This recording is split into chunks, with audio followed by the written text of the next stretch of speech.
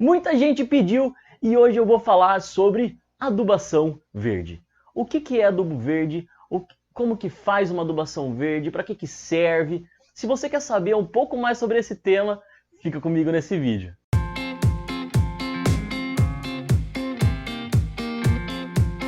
E se você é novo aqui no canal, não deixe de conferir os outros vídeos. Tem vídeo toda quarta-feira às 8 horas da noite. Entra lá nas playlists, tem playlists de diversos assuntos e inscreva-se no canal se você quiser receber esses vídeos aí semanalmente, tá? E clica no sininho para receber também no seu e-mail. E se você quiser ter um conhecimento mais aprofundado, se capacitar mais em relação a análises de solo, amostragem, manda um e-mail para mim em agroderespeito@yahoo.com que eu tenho uma dica muito quente para você, tá bom? Então vamos lá. O que é adubo verde? Quem são as plantas de adubação verde, as plantas de cobertura? Adubo verde são plantas, como eu falei aqui, que elas têm um potencial de enriquecer o solo, de melhorar a qualidade do seu solo de alguma forma, tá? E você pode usar ela em consórcio com sua cultura principal ou em rotação de culturas com a sua cultura principal. E tem plantas que elas, até que você vai falar, nossa, elas não são plantas voltadas para adubação verde, mas elas podem ser usadas com esse fim, tá bom? Como, por exemplo, o próprio milho, que é uma gramínea, que pode ser usada como adubo verde, o sorgo, o milheto, e também usado para fazer silagem, para colher grãos. E também a própria soja, por ser uma leguminosa, ela pode ser usada com potencial de adubo verde também. Mas tem uma série de plantas que são usadas justamente para esse fim, adubação verde, tá? E como que você escolhe? Como que você faz para escolher qual adubo verde você vai usar? Então, eu vou fazer um desenho aqui rapidamente para te dar uma noção da estratégia que você pode usar, tá bom? Então tá, eu coloquei aqui a sua safra, segunda safra e entre safra, tá bom? E depois da entre safra, volta a safra. Então aqui seria o começo das chuvas, o final das chuvas e aqui o finalzinho das chuvas, pelo menos aqui na região sudeste, em que tem um período mais seco e um período aqui do inverno, tá? Vamos supor que você tenha, como um exemplo, uma safra de sorgo. Daí na segunda safra você vai aproveitar a rebrota desse sorgo, Então vai ter o sorgo de novo que vai rebrotar. E daí na entre safra, final das chuvas e começo aí do inverno, você quer entrar com uma outra cultura para melhorar o seu solo e você pensa em investir numa cultura de adubo verde. Então o que você vai ter que ver aqui? Você vai ter que ver que você entrou com duas safras seguidas de gramínea, do sorgo, que é uma cultura de relação CN alta, tá? Lembra do vídeo da relação CN? Se você não viu esse vídeo ainda, entra no card aqui no cantinho e vai lá ver que eu explico um pouco isso sobre a relação carbono-nitrogênio, tá? Então, é uma planta de relação CN alta. O que é interessante eu entrar aqui para dar esse equilíbrio para o solo? Não sei. Uma planta de relação CN baixa. Que plantas têm uma relação de CN baixa, ou seja, tem muito mais nitrogênio? Elas nem precisam muitas vezes adubar com nitrogênio, porque elas fixam nitrogênio do ar, elas fixam biologicamente N, Fixação biológica de nitrogênio. São as leguminosas, tá? Então eu vou pegar aqui e vou entrar com uma crotalária, por exemplo, que é uma leguminosa que é usada para adubo verde. É interessante? Se na sua região for calor o ano todo, pode ser interessante sim. Mas se você estiver numa região onde você tem um inverno, principalmente um inverno seco, você vai ter que optar por uma opção de leguminosa e que também tolere mais o período mais frio. Por exemplo, você vai escolher ali um tremoço para esse período, que é uma leguminosa que tolera mais o frio, usada como adubação verde. Então esse é um tipo de estratégia que você pode tomar em rotação de culturas.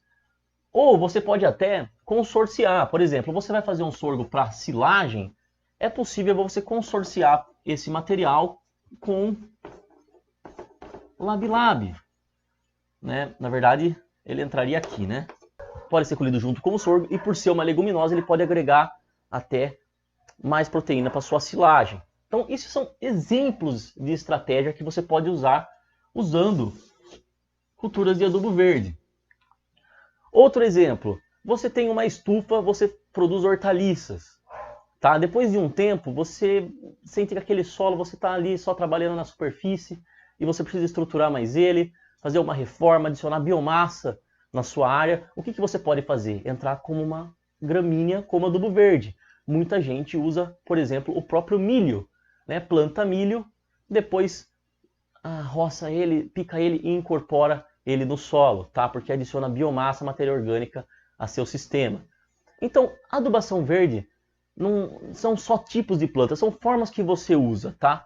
E, por exemplo, quando você faz uma adubação verde, por exemplo, esse tremoço aqui, você não vai deixar ele sementear, ele produzir grão, sementear e cair no solo. Por quê? Porque ele vai estar perdendo nutriente da biomassa dele para formar semente. E essa semente vai ficar lá no solo e tudo mais, mas ela não vai virar biomassa, nutriente para a planta. Tá? Então o ideal da adubação verde é você estar roçando ela, incorporando, ou simplesmente, né, melhor do que incorporar no solo, você preserva mais o carbono, tá deixando isso sobre a superfície do solo, ou incorporando em cultivo mínimo pelo menos, no momento do florescimento, para não deixar formar a semente. Tá? É a hora ideal para você fazer o corte e uso desse adubo verde. Se você quer saber mais exemplos de plantas de adubação verde, olha, vamos lá então.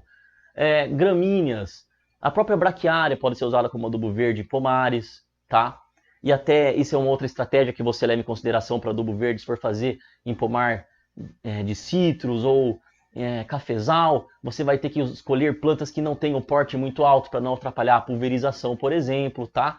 Ou plantas que não trepem tudo e atrapalhem ali na hora de fazer os tratos culturais, né? Não trepem na cultura principal, né? Porque muitas têm o hábito de trepadeira, outras têm o hábito ereto, outras crescem demais, outras crescem de menos. Então, tem várias plantas que você pode escolher, tá? Exemplos de gramíneas como adubo verde, como eu falei, o próprio milho, sorgo, milheto, braquiárias podem ser usadas com esse fim, tá? Todas as gramíneas podem ser usadas com esse fim, de estruturação de solo, de adicionar raiz e de adicionar biomassa vegetal no sistema. Leguminosas, as que fixam nitrogênio. Então, aí nós temos um monte, temos crotalária, temos mucuna, temos o labilab, temos calopogônio, tem forrageiras, né? O calopogônio é uma forrageira. Temos o tremoço, tá? Que é uma leguminosa de inverno. O estilosantes, que é uma forrageira também. Então, todas as leguminosas, a própria soja, podem ser usadas com o fim de adubação verde, tá? Até o feijão vagem, se você manejar de uma forma correta, pode ser usado com esse fim, de adicionar nitrogênio no sistema, na biomassa que vai decompor nesse sistema. Não só nitrogênio, como ciclagem de outros nutrientes e tudo mais, né? Porque, por exemplo, pega o milho vai com a raiz lá embaixo, vai trazer nutriente, vai trazer um monte de coisa que estava lá lixiviando, né? Nitrato, potássio, e vai trazer de novo para a superfície, tá? Então ajuda na ciclagem de nutriente do sistema. E agora, se você quiser saber mais, tá? Se você quiser saber mais sobre adubo verde, deixa nos comentários, pede aí que eu faça mais vídeos falando sobre o tema e posso estar tirando suas dúvidas. E se você quiser se aprofundar por conta própria, tem esse livro que eu estou indicando aqui, né? É um livro da Embrapa, tá? Que fala sobre adubo verde. Tem o volume 1 e tem o volume 2 também. O volume 1 ele é muito mais geral, fala das plantas, né? Quanto que fixa de nitrogênio, quanto que produz de biomassa, dá várias ideias aqui. Não é só gramínea leguminosa, tem girassol, nabo forrageiro, outras plantas que você pode estar introduzindo no sistema que tem o potencial de adubação verde, tá? Então, compre esse livro aqui. Ele é baratinho, da Embrapa. Eu não lembro quanto eu paguei nele, mas ele foi muito barato, apesar dele ser um livro grosso. E vale a pena para você começar a se aprofundar nesse tema. Desvantagens da adubação verde. Né? Muita gente vai falar, puta, cara, é um custo. Semente normalmente é cara, tá? Mas você tem que pensar que é um investimento no seu solo. Então você tem que pensar a longo prazo, tá? Você vai estar inserindo isso para melhorar o seu solo a longo prazo. A última cotação que eu fiz agora, nessa época que eu estou gravando esse vídeo, só para você ter uma ideia, numa semente de labilab, foi R$ 4,50 o quilo, tá? Mas isso varia, né? As sementes costumam custar aí de 4 e pouco até 10, 13 reais o quilo. Então, varia muito quanto você usa, né? Pode variar aí de 8 kg por hectare até 20 kg, 50, 60, né? Pode fazer em linha, pode fazer a lanço. Tem várias formas de você trabalhar com adubação verde, tá? E empresas que trabalham com esse segmento, tá? Eu não estou ganhando nada para falar isso, mas eu vou te passar caso você se interesse, né? Eu conheço uma que eu já trabalhei bastante, que é a Piraí Sementes, que fica em Piracicaba. Vou deixar o site dela aqui. E tem também a AC Protec, tá?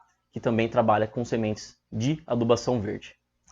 Bom, era isso que eu queria trazer para você hoje. Eu espero que você tenha gostado. Se você gostou, deixa o seu like, inscreva-se no canal se quiser acompanhar os vídeos toda semana. E se tiver dúvidas, escreva aí nos comentários se você já usou, se você acha bom, se você acha ruim, se você já fez essas coisas que eu falei aqui e não deu certo, você me fala também. Se você fez e deu certo, você também me fala, tá bom? Espero que você tenha gostado do vídeo e até o próximo vídeo. Em breve, novidades no canal.